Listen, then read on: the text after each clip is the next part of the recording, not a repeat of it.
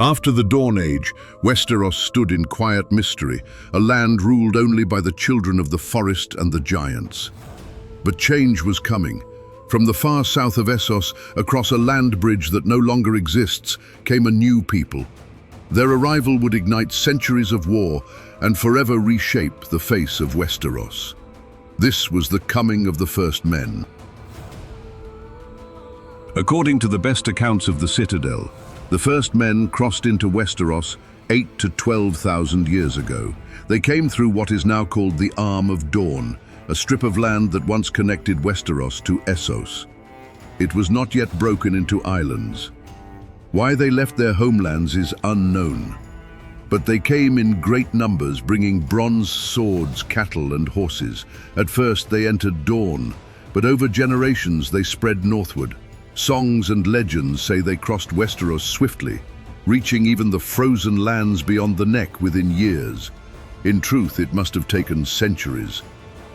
But what is clear is this: the first men did not arrive as wandering tribes alone. They were conquerors, farmers, and builders. The first men cleared forests and raised ring forts, cutting down the sacred weirwoods wherever they went. To the children of the forest, these trees were holy, their gods given eyes by carved faces. To see them destroyed was an outrage. Thus began a war that would last hundreds of years. The children, though small, fought with a ferocity born of desperation. Their hunters became warriors.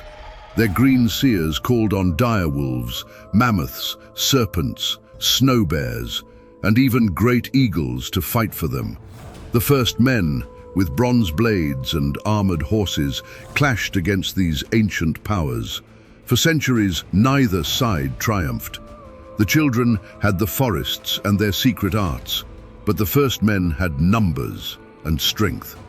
Yet the tide turned in favor of the newcomers.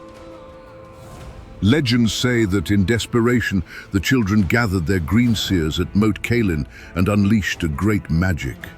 They shattered the land bridge, flooding it with the sea, and turned the Neck into an endless swamp. Thus the Arm of Dorne was broken, and no more first men could pass into Westeros. But even this desperate act did not save them.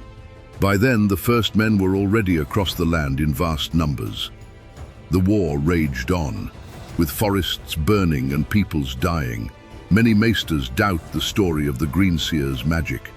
They argue that the breaking of the arm and the flooding of the Neck were natural events, perhaps land sinking into the sea.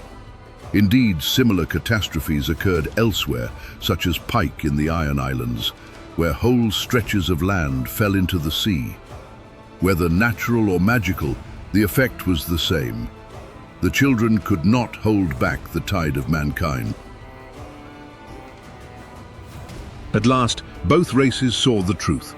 The children could not hope to destroy the first men, and the first men had grown weary of endless war. So the wisest of each side came together on the Isle of Faces, in the great lake called the God's Eye. There they forged the Pact. The children gave up most of Westeros, retreating to their deep forests. In return, the first men swore to spare the weirwoods, never again cutting them down. To seal this peace, every weirwood on the Isle of Faces was carved with a face, so that the old gods themselves might bear witness. Afterward, the mysterious Order of the Green Men was established to tend the weirwoods and guard the Isle. Who these green men were remains uncertain. Some tales claim they were horned and green-skinned, though maesters dismiss this as corruption of the truth, believing instead they wore green garments and horned headdresses. The Pact ended the Dawn Age and began a new era, the Age of Heroes. The children dwindled in number, withdrawing deeper into woods and bogs. Whether they survive even now is uncertain. Some say they linger on the Isle of Faces, under the protection of the Green Men, though no proof exists. The first men, meanwhile, spread across Westeros. They carved out petty kingdoms and dynasties, some of which would grow into the great houses of later ages. And though they abandoned their own gods, they embraced those of the children, the old gods of the forest, which are still worshipped in the north today. The Pact was a fragile peace, and the age of heroes that followed would be shaped by both myth and blood. But it was here, on the Isle of Faces, that the fate of Westeros was truly sealed. Thus ended the wars between the first men and the children, and thus ended the Dawn Age. But peace would not last forever. For even as the first men grew strong, a darker winter was coming. In the next episode, we face the greatest terror in history, the long night when the others came from the far north and the world of men nearly ended.